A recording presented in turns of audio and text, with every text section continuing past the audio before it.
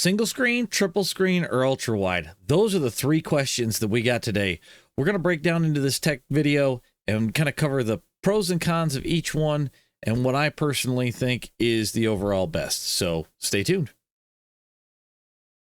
Okay, guys, so I got a great question the other day about what to use as far as screen setup and all that. And it got me thinking, why not do a video kind of breaking down the differences of a single monitor, triples, as well as a super ultra wide.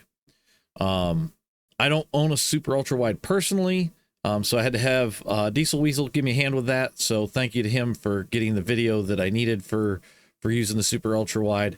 Now, that being said, just because I haven't used one doesn't mean I don't know how they look and how they're adjusted and the pros and the cons. So there's going to be some things with that. I'm also going to use Robin's setup, which is a 32-inch, just a regular ultra wide screen. So not super wide kind of a thing, just 32-inch ultra wide. And then my triple setup. So, but before we jump into that, let's jump over, and I've already got this up. We're going to do just one thing here really quick. The key thing with getting your setup correct, your view and everything, is all in how iRacing wants you to set up your monitors. So to do that, we go into the options, we go into the graphics settings. Now, the one spot that everybody misses is the monitor button. And the reason I say they miss it, it gives you options, right? You either have a flat screen, 3 flats, a curved, 3 curved. So depending on your setup, you're gonna select what you want as far as what you have, right? I have 3 curved screens, so obviously my setup is 3 curved screens. If you have a single screen, obviously choose that, and if it's flat or whatever. Make sure that you set your monitor width. And when they say monitor width, if you read, you want to go edge to edge. You don't want to miss out your bezel, whatever. You want to measure edge to edge, and you're going width, not corner to corner like they measure actual TVs. So make sure you do that. Plug that number in. You can put your bezel width in and all of that stuff. And then if you have a curved monitor, make sure you put in the R radius for that. And then you can set your viewing distance and it'll calculate your field of view. But the key thing that we're looking at here is monitor width, bezel width, and if it's a curved monitor, the R radius. At that point, iRacing will then tailor it to the screen size that you're using, which will make your field of view, when you go to set that in the car, it'll make it a lot easier to get correct. So we'll go ahead and we're just going to jump in the car here, and we'll turn the car off because we don't need to hear the car at the moment. And I'm going to drag my black box with my graphical adjustments over in here, and we'll just Alt K again. So as you can see, I use a 160 FOV for almost any car that I'm in. Height and shift horizon, that's all personal preference. I kind of do the Dale Senior thing and set the seat low and twist the camera up, especially at like places like Talladega and Daytona. But again, not for the sake of this argument here, but for a lot of people, if you're on a single monitor though, you're going to be closer to like it's going to be like a 60, but it'll look like this is what it'll look like. And that's totally normal. You have to remember that when you're setting this up, you are setting it based on how a real car looks on the inside, right? We're not setting it off of a video game that we've played for years, like NASCAR 98 or something like that. You've got to look at it and train yourself into, this is how an actual car appears. That is key because it will mess with how you hit your corner apexes and things like that.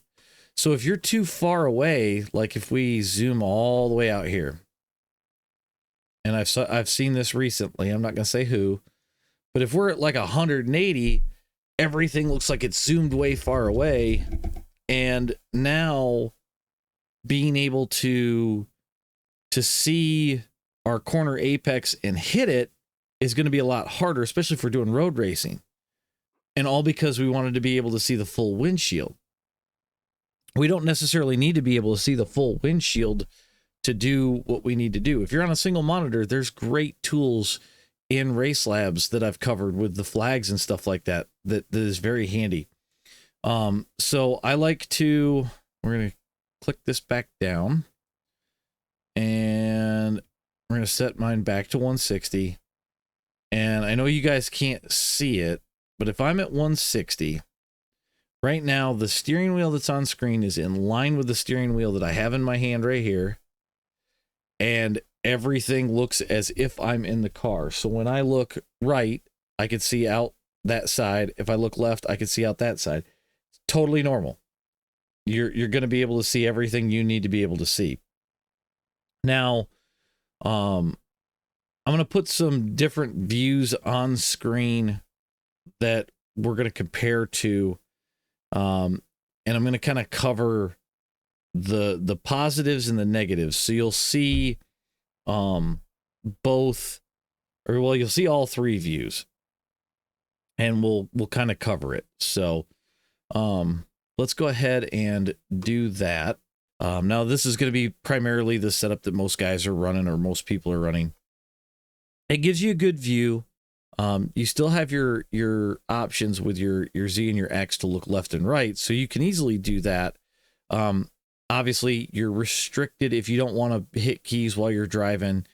You're kind of limited on what you can do. So like I said, the whole idea of using the spotter flags in Race Labs is a huge help.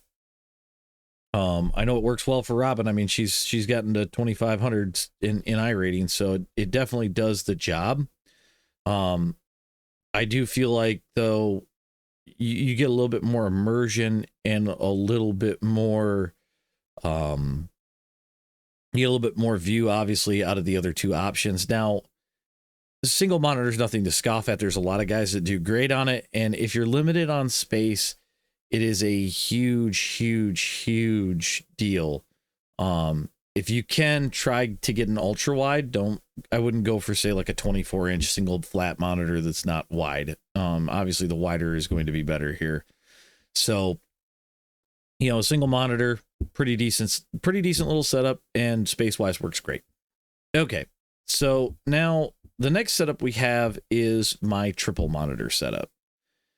Keep in mind, if you are limited on space, this is not going to be an option for you. It's very wide. I think it measures out about 5 feet or a little bit over that, screen edge to screen edge. And then there's the monitor stand to go with it. So I think the feet stand at about 36 inches apart. And it's just kind of bulky and awkward. So if you don't have the room for it, it's a little tougher. If you build a custom desk to sit the monitors on, that might work for you. But you know, again, keep in mind this is going to take a little bit of space. But as you can see, we pan left to right, and you can see out both sides fluidly. You can move your head left and right, see everything. If you really need to get a little bit more, you can hit the X and the Z, and it'll twist and that sort of thing. And it wraps around you more. What I mean by wraps around you more is, okay, my screens are a R1500 radius on the screens, but the sides of the screens, the left and the right, are at angles, right?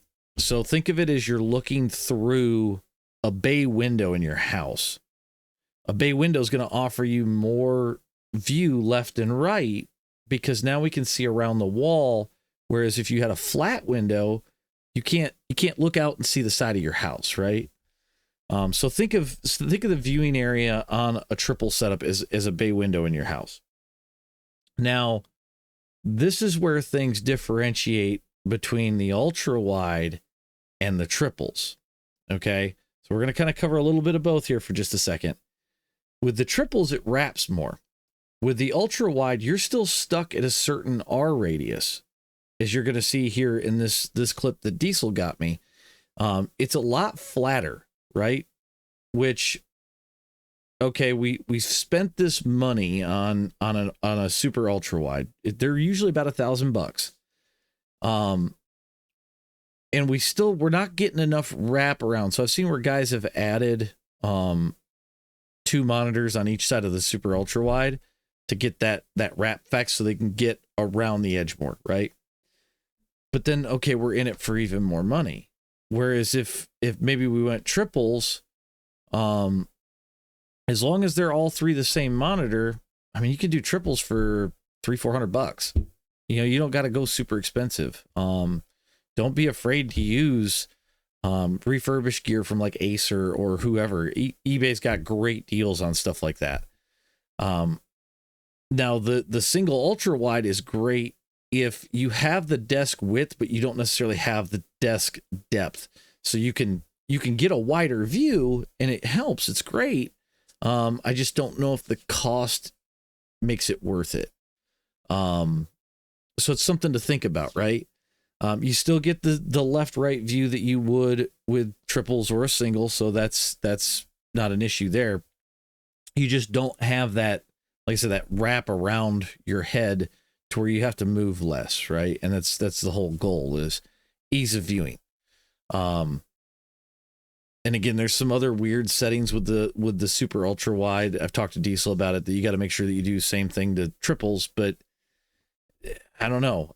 To me, I would rather have the triples because it opens up that view, right? It makes things a lot easier to see. So, that's my take on the 3 different monitor setups. If you guys have questions about it, need help with the setup of it, or you're just kind of looking for where you can source your parts from, send me a message, put something down in the comments. I'm glad to help. Like I said, guys, I do this stuff all the time. I've been doing IT for about 12 years now, so there isn't much I haven't run into yet, or if I don't know it, I know somebody who can get you an answer. So I hope you guys enjoyed the video. Hopefully it's helpful, and we'll see you guys at the races.